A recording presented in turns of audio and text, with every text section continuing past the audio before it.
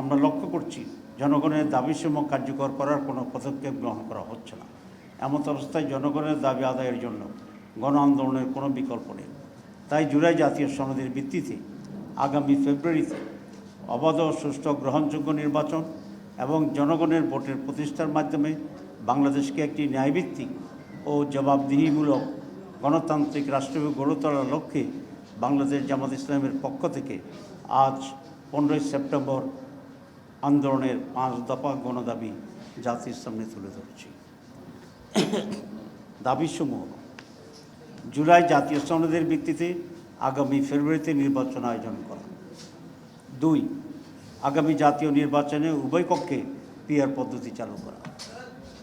3, অবাধ, সুষ্ঠু ও গ্রহণযোগ্য নির্বাচনের লক্ষ্যে সকলের জন্য লেভেল প্লেইং ফিল্ড নিশ্চিত করা। 4, ফ্যাসিস্ট সরকারের সকল জুলুম, নির্যাতন, গণহত্যা ও দুর্নীতির বিচার দৃশ্যমান করা। 5, স্বৈরাচারের দোসর জাতীয় পার্টি ও 14 দলের কার্যক্রম নিষিদ্ধ করা। উক্ত দাবিসমূহ বাস্তবায়নের লক্ষ্যে নিম্নোক্ত কর্মসূচি পালন করা হবে ইনশাআল্লাহ। 1, 18ই সেপ্টেম্বর রাজধানী ঢাকায় সমাবেশ ও বিক্ষোভ মিছিল। 19 সেপ্টেম্বর দেশের সকল বিভাগীয় শহরে বিক্ষোভ মিছিল। 26শে সেপ্টেম্বর দেশের সকল জেলা উপজেলায় বিক্ষোভ মিছিল। এইসব কর্মসূচি বাস্তবায়নের মাধ্যমে জনগণের দাবি আদায়ের লক্ষ্যে ঐক্যবদ্ধ হওয়ার জন্য আমরা দেশবাসীর প্রতি উদাত্ত আহ্বান জানাচ্ছি। সেটা হচ্ছে 25টি রাজনৈতিক দল আউট অফ 31 পিআরের পক্ষে, এবং আমি সেটা আপনাদের ইতিমধ্যে বলেছি যে কোয়ালিটি এবং কোয়ান্টিটির ব্যাপারে আমাদের পার্থক্য আছে। কিছু দল পূর্ণ 2 পক্ষে চায়, কিছু দল আপার পক্ষে চায়, কিন্তু পিআর চায়।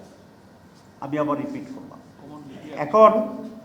এখন যে কথাটা বলেছেন, যারা পিআর চায় তাদের সকলের সাথে আমরা যোগাযোগ করছি, যদি সরকার স্বাভাবিকভাবে না করে, যাতে আমরা আন্দোলনে এই দাবিতে এক হইতে পারি।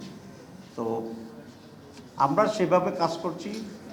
কতগুলো দল, যুগপথ, এসব বিষয়টি এখনও আমরা নির্ধারণ করিনি। যারাই এখন ইতিমধ্যেই এই নিয়ে কর্মসূচিতে একমত হয়েছেন, আমরা তাদের মতো করি, প্রত্যেকে তার নিজ নিজ জায়গা থেকেই তারা কর্মসূচি করছে। এখনও এটাকে আমরা যুগপথ বলতে চাচ্ছি না, এটা সেরকম কোনো সিদ্ধান্ত সেরকম হয়নি।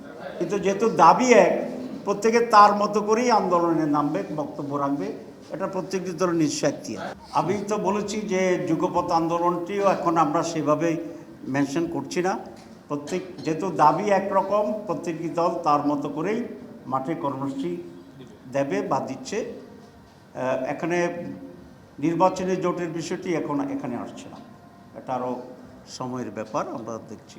তবে জুলাই চেতনায় বিশ্বাসী সকল দলের সাথেই আমরা একটা সুন্দর, অবাধ এবং আন্ডারস্ট্যান্ডিং নিয়ে নির্বাচন করা যায় কি না, আমরা এটা আলোচনা করছি। প্রথম কথা হচ্ছে, ইলেকশন কমিশন যে বক্তব্য রেখেছে তার বক্তব্যটা বিভ্রান্তিমূলক।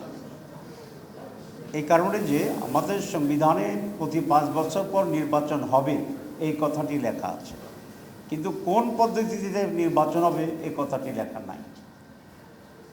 এখন আমরা অতীতে একটা পদ্ধতিতে নির্বাচন করে আসছি এবং সেই হিসাবে এবারও সেই পদ্ধতির কথা বলেছি, কিন্তু এবার যে নতুন করে আমরা পিআরের দাবি করেছি, সুতরাং এখানে 2টি পদ্ধতির এখানে প্রপোজাল, একটা ট্রেডিশনাল পদ্ধতি, একটা পিআর পদ্ধতি। সুতরাং ইলেকশন কমিশন যে কথা বলছে যে ট্রেডিশনাল পদ্ধতিতে নির্বাচন করা, এটাও সংবিধানে নেই। সুতরাং যেহেতু 2টা দাবি আছে, 2টা দাবি নিয়ে আলোচনা হওয়া উচিত, ইলেকশন কমিশন আলোচনা করা উচিত যারা এই দাবি করছে, এবং তারপরে একটা ফয়সলা হওয়া উচিত। এইটা নির্ধারণ না করে একতরফাভাবে আগের নিয়মে ইলেকশন কমিশনের রোডম্যাপ ঘোষণা করাটা একটি অন্যায় হয়েছে বলে আমরা মনে করি। আর একটি কথাকে বলে যে সংবিধানে নাই, আরেকটি দ্বারা বুঝাতে চেয়েছেন আরেকটা সংবিধান আছে, তাহলে এটা এক ধরনের বিভ্রান্তি এবং এটা ভুল তথ্য।